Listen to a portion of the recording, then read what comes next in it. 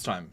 It's fucking time. Wow, yes, we are doing team mode, Manor of infinite forms, boys. Infinite forms. Now, these blokes aren't actually from the 8th circle of hell as they would have you believe. They're from Toronto. But fuck me, do they make the studio feel fiery. I mean, fucking hell, man. This would melt the snow off of any shitty little tit bitch mountain just from one lick of those guitars.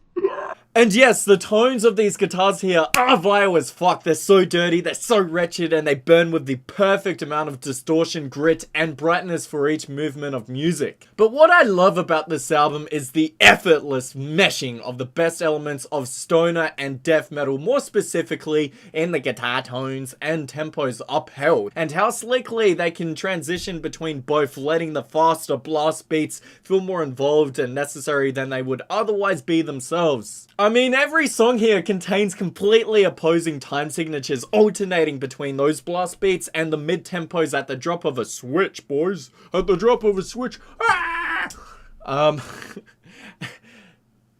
Fuck. The vocalist Klebanoff almost has that same burpish delivery of the lead singer from Demolish. In fact, in a lot of ways, this is some serious Demolish and Immolation worship. But his vocals aren't buried or overpowering. They reach that golden mean, especially in how that low burning inflection stretches out over the bassy and melodic components, which are all mixed equally well, the balance always being maintained. The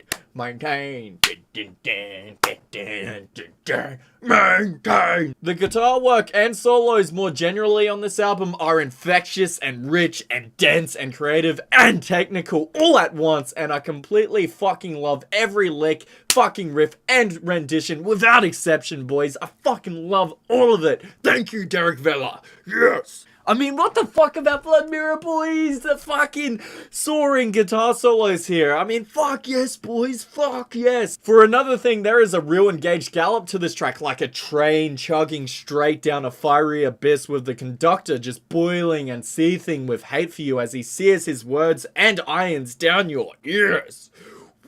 I love how they extended the song as well past the 7-minute mark for the sole purpose of pushing the track to its limits, utilizing the full potential of every groove and progression. And speaking of faster gallops, the ones on fucking Final Struggle of Selves are some more that I fucking absolutely adore.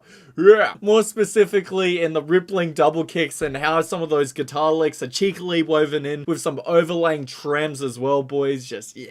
But honestly, this album here is so consistently and professionally performed and executed that it almost just sort of becomes a blanket of goodness with a few peaks and valleys, but moreover just a hard, consistent fucking plateau of death metal. The drumming doesn't just feel effortlessly composed and executed, but also captivating in of itself, with every feel here tangled in at the exact right moments, with the band already having a sense of movement and a hate for stagnation. There's always something fresh here, and there's always a time signature different to wrap your ears around. It's simply impossible to get bored of all of the technicality and the sense of constant migration, with each song being this journey with several different gears, bends, and landscapes convening. Good Embrace here deserves a mention as well for the tittering hi-hat work and the constant and crashing cymbals racking the evolving progressions. By the end, your ears do feel a little suffocated, as they should with this styling of death metal, but the songwriting,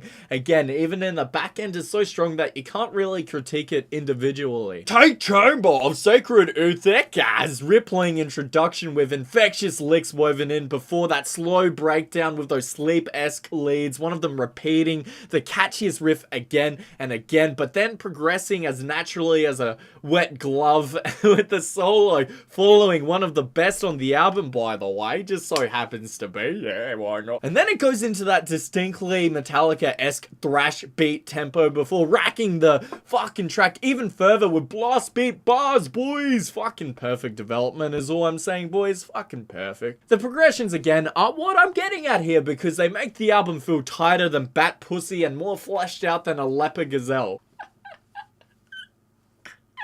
And see, credit given where it's due, they were obviously aware of just how much of a brick wall of hell this is, and so they do feature some much needed respite on the closer with acoustic guitars, densely strummed, not unlike early Akavelt actually. In fact, this is the only moment on this record where the band switches up between 1 and 2 or maybe even 3 fucking customary styles, and that would not be ideal but for the fact that one of those styles, the Stoner Doom one more specifically, is so effective in breaking up the fucking blast beats and throttling instrumentation. So that even though this album doesn't contain that dynamic of a sound in terms of counterbalancing the softer moments with the harder ones, it's still dynamic enough without sacrificing any intensity. Of course, not enough to make it an unarguable classic in the genre, but nonetheless, every passage here has meaning and weight and power and precision, making the album a truly exceptional and richly textured soundscape,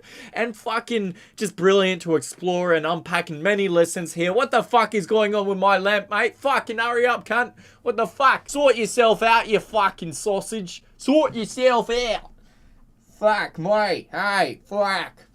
Fucking hell, mate. Jesus fucking Christ. Just fucking work, why don't ya? Fucking ghost. And again, full marks to the production and mastering work by Arthur Risk here in keeping true to the old school aesthetic and tone without sacrificing any impact. It just all helps to color a sound which could have easily have been muffled and frustrating or brick-walled and unbalanced and compressed. It's still a little too dense for me to appreciate in every mood or if I'm not completely engaged in the grooves, but nonetheless, this is tight, this is vile, this is evil, this is immaculate, this is fucking etc. boys, this is 4.3 out of 5. Yeah. Again, you know, a little dense, you know, kind of like a big fucking curry, you know, to eat it all at once, you know, there's a lot there, you know, it's a lot to take in, but it's fucking pretty fucking sick, boys, and I highly recommend it. Obviously, this is more of an unknown kind of a metal act, so if you are watching this review and you haven't heard this, I recommend this if you, crave some death metal, basically, because this is right up there. So yes, just have a good one. I appreciate you watching. I appreciate new subscribers, likes, pistachios, feedback, comments, fucking all of it. Great shit, mate. Fuck yes. And yeah, just have a good one. It's that simple. All right. Wow! Wow! Wow!